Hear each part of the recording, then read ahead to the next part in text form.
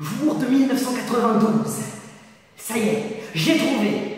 L'armée m'avait demandé de créer un nouveau super bolide capable de voler quasiment sans utiliser d'énergie. J'étais parti sur des pistes quantiques, des théories farfelues, et j'ai trouvé la solution. Les graines d'érable. Elles volent magnifiquement bien, et ce, sans dépenser la moindre énergie. Le projet est donc tout prêt. Je vais étudier en détail la chute hélicoïdale des graines d'érable et tous les écoulements qui en résultent. Ah mais en fait, ça a déjà été fait. Tentons donc une autre approche. Objectif, déterminer les caractéristiques de la graine qui favorisent la dissémination. Approche choisie, statistique. Notre première idée est donc de trouver une forme et une taille idéale pour la graine en effectuant plusieurs séries de lancers et en notant pour chaque graine le temps de vol. En faisant varier tout d'abord le rapport d'aspect puis la surface de la graine, on espère ainsi isoler les paramètres optimaux et les combiner pour obtenir la graine parfaite. Pour mesurer ce temps de vol, nous avons créé une machine à lancer des graines. Une quoi? Le principe est simple, la graine est lancée grâce au moteur, dont la pale en tournant vient intercepter un faisceau laser dirigé vers une photodiode. On obtient ainsi un premier signal. La graine poursuit sa chute, et lorsqu'elle heurte une plaque en plexiglas posée sur le sol, le son généré est enregistré par un micro. On obtient un deuxième signal, et grâce à la visualisation des deux signaux sur l'oscilloscope, on obtient delta T.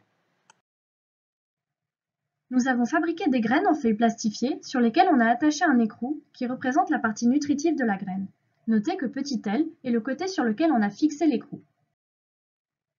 Les temps de vol les plus longs sont obtenus pour un rapport d'aspect de 3/4, légèrement supérieur à celui qu'on observe sur les graines d'érable, et une surface qui tend vers l'infini. Évidemment, plus la surface est importante, plus la graine met du temps à tomber. Sauf que dans la nature, créer une surface plus grande coûte de l'énergie à l'arbre, et ce n'est pas forcément nécessaire. Nos résultats semblent donc plutôt cohérents avec ce que l'on observe dans la nature, sans que cela soit particulièrement pertinent étant donné la grande variété de formes de graines qui existent. Le résultat principal de ces expériences a donc été le suivant. Nous avons pu observer que le mouvement hélicoïdal ne s'enclenche que pour un temps de vol supérieur à 1 seconde, pour une hauteur de 2 mètres environ. Cela montre donc qu'il existe une vitesse limite de déclenchement du mouvement. Notons que nous n'avons pas encore pris en compte la nature de la surface des graines, qui sont souvent recouvertes de petites veines. Pour pouvoir étudier l'influence de ces vénules en soufflerie, nous avons imprimé 5 graines en 3D comportant de 0 à 5 vénules, dont le bord d'attaque plus épais. Une fois les nouvelles graines créées, il nous fallait encore les comparer. La première expérience qui nous est venue en tête était assez simple. En utilisant une soufflerie, généreusement prêtée par le PMMH, nous pouvions comparer leur prise au vent en les attachant avec un fil à la partie supérieure de la soufflerie. Une fois activé, l'écoulement d'air soumet la graine à une force qui s'équilibre avec son poids et la tension du fil en formant un angle θ avec la verticale. Il ne nous restait qu'à mesurer l'évolution de θ avec la vitesse de l'écoulement pour chaque graine afin de pouvoir les comparer. À première vue, nos résultats ne montraient pas de différence significative entre chaque graine concernant l'angle formé.